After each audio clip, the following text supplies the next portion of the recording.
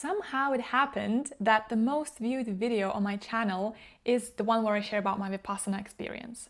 And so I feel the obligation to share an update since I've gained some new insights and perspectives on the experience and the drawbacks of Vipassana and what I think is missing to get the full benefit and integration in a daily life. So if you haven't watched the other one and you're curious about the experience, you can definitely do so. But in this video, I will talk about what is missing from the perspective of parts work, of somatic experiencing, trauma lens, so more about that kind of side. And where I think Vipassana is also similar to that, because not discounting that Vipassana is not a beneficial practice, because it certainly was for me. It opened me up, though it didn't give me the tools to integrate and to deal with what came up. And that's why it took me quite a few months and led me on a deeper exploration and deeper into trauma work and integration and parts work, which I am very grateful for, because if I hadn't have had that experience of collapsing after the Vipassana retreat, I wouldn't be where I am now. So I am grateful for it, and I would repeat it if I get to choose. But I think it's very important to also know those other key aspects of, and also that it might not be for everyone. I know that a lot of people are dedicated to Vipassana and see it as their core practice and as their lifesaver. And by no means am I trying to discount that it's not worth doing it.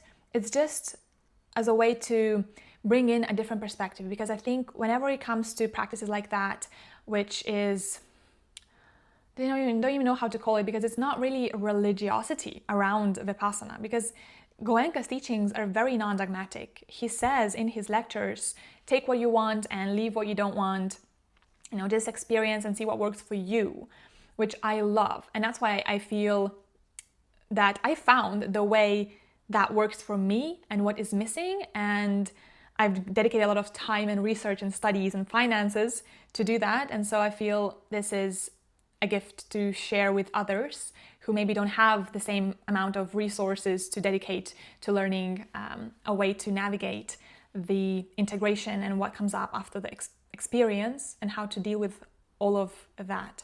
So if you're watching this video and parts of you get triggered, I totally understand that, and I'm just inviting you to inquire, why is it triggering you, that what I'm sharing? So yeah, I guess let's get on to the meaty part of the video.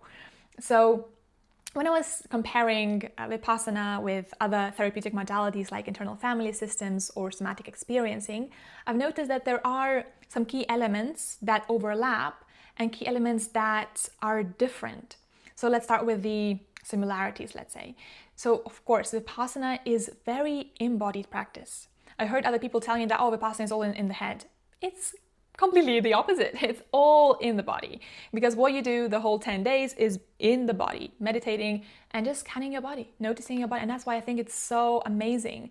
And it gave me such a feeling of peace I've never experienced before. It's just that I was lacking the tools and the knowledge and the experiences to integrate that piece in my life, because I felt that as if I was just stripped down from and just removed from all of the functioning mechanisms that kept me alive and safe and surviving and functioning in society.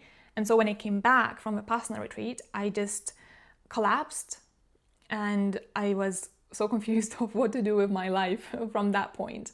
And that's when I went deeper into parts work and somatic experiencing, and it really saved me. I don't know if I can say saved me, but definitely gave me a way to integrate what I've experienced and to develop that inner peace and that inner centeredness, whilst also being functional in the daily life. So when I was comparing the differences and the goals, I made this little chart. I don't know if you can see. Yes. I will put that in the comments, so you can get a better view if you want to. But basically, the core view of Vipassana, of internal and family systems, and somatic experiencing, and how the path and the goal is different, and where I find the benefit of focusing on different aspects and integrating all of them into one. So Vipassana's core view is that suffering arises from attachment and aversion. And so everything is impermanent. And I still carry this anicca realization with me. I think it's brilliant. And so internal family systems, the core view is that suffering arises from wounded parts of ourselves that are carrying the burdens and the internal conflict that comes about from polarized parts and different belief systems inside. And then somatic experiencing, more working with the body, core view is that suffering is incomplete survival responses trapped in the body.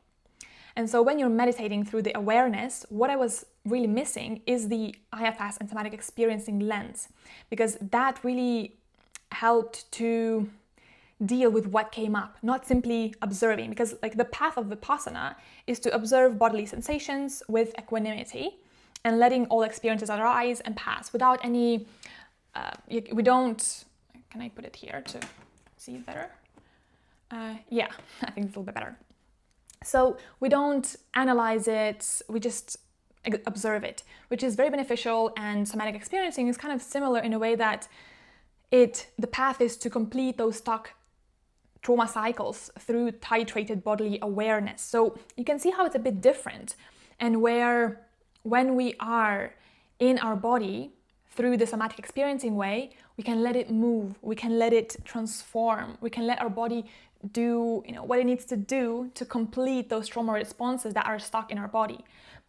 But when you're meditating in Vipassana, what you're told to do, just observe, don't do anything. So that's where it was missing for me. I couldn't complete what my body was, trying me to do. There was a lot of pain in my back that was wanted to move through, but I was just stuck there observing. And a lot of anger came with that as well. And so what internal family systems is presenting as the path is to build loving relationship with all of our parts, with all of our emotions, trauma stuck in the body. And what that does is helps to unburden all the pain through that self to part relationship. And so when I was in a Vipassana retreat, there was no space, there was no allowing for me to communicate to my body, what is this pain presenting? Why is it there? And images would come up, about trauma that I experienced earlier in my life, and I would just suppress and just like, okay, this is visuals, let's get back to the body. And so I didn't experience the relief that I could have experienced and come out on the other side much more integrated. And when I went to the teacher during the retreat, sharing that, these kind of images arise and a lot of anger from my previous trauma, and she just says, don't engage, just come back to the body. And so it kind of made me suppress all of those parts that were trying to communicate to me, which led me not building the relationship with them. So that's when I came back from the retreat, all of them came rushing in, and I was overwhelmed because I was missing that kind of integration. And so now coming to the goal of Vipassana, internal family systems, and somatic experiencing is that for Vipassana, it's the liberation through awareness. So it's all about awareness, which is beautiful. It's very important. Without awareness, there can be no other stages. So that's why I still believe that Vipassana can be a very, very useful practice to do, to gain that awareness and to start feeling our bodies again. And really, I think Vipassana definitely equipped me to feel my body better. So it was very useful.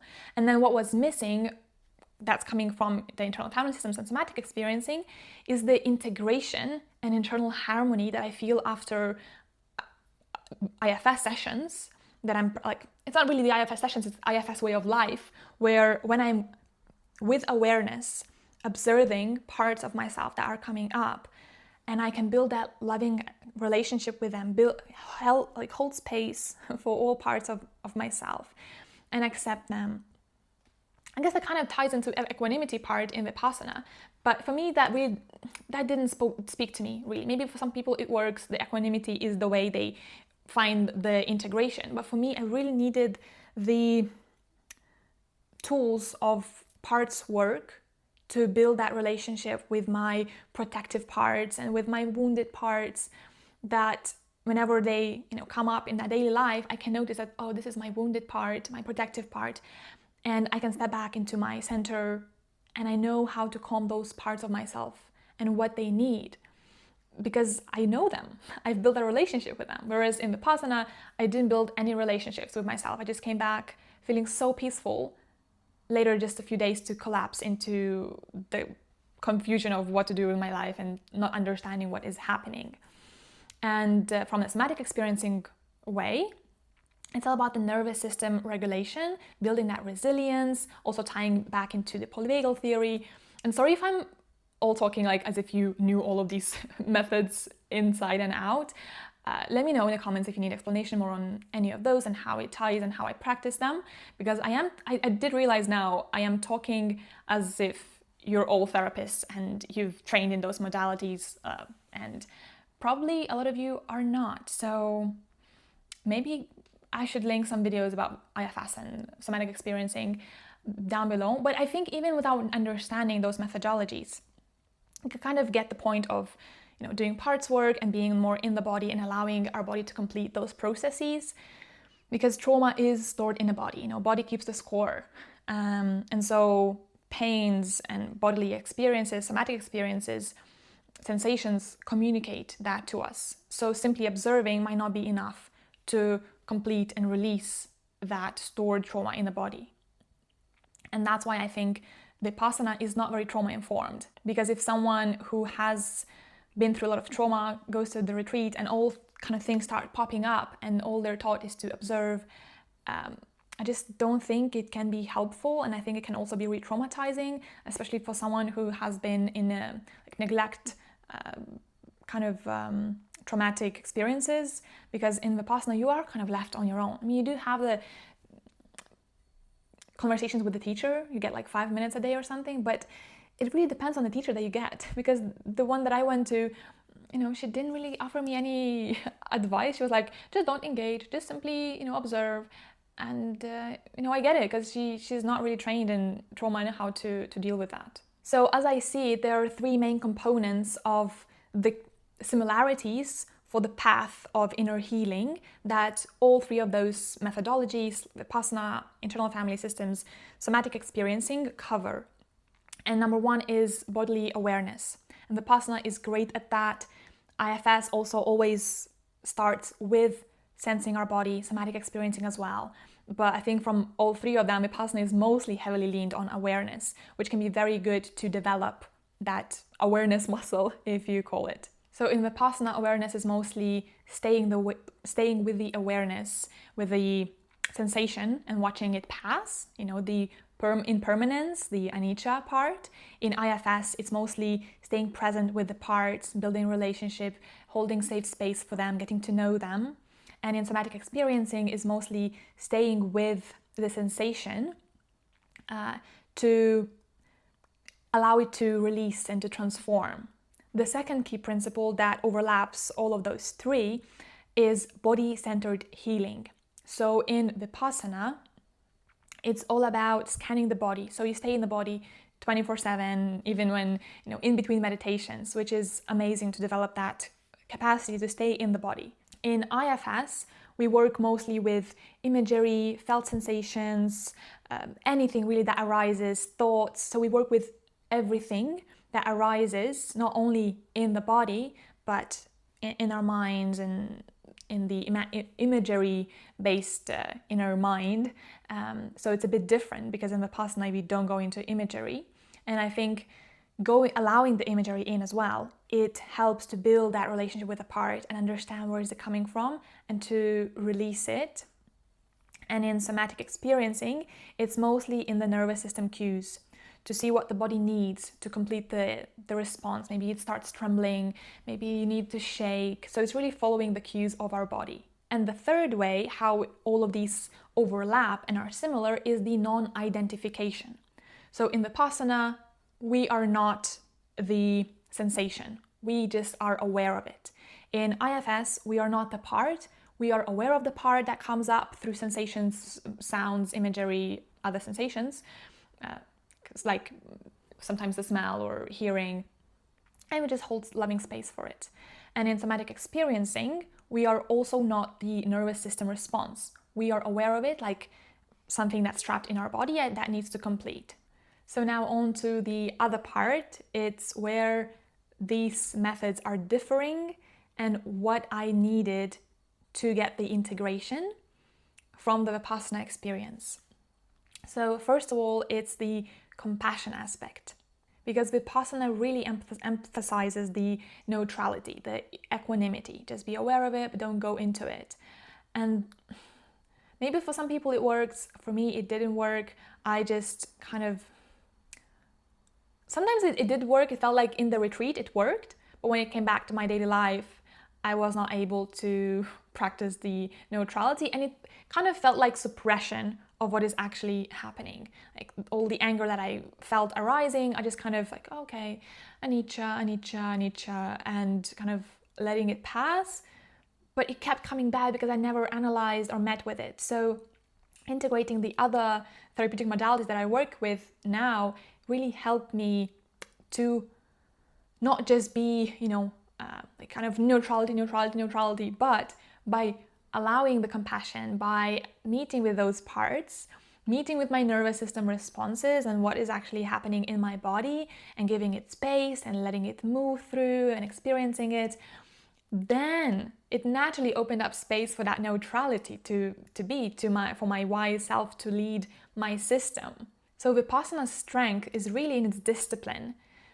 But I don't think that for someone who's been through traumatic experiences can really release it and find that peace that they're looking for in their life through equanimity, because it can be re-traumatizing, and it can be as a strategy to actually not feel and not to numb, because you do feel the sensations, but disassociate from real life and just, okay, it's passing, but equanimity, neutrality, meditation, like it comes and it goes, even though it's bringing up such a painful message that needs to have our loving presence and awareness and acknowledgement.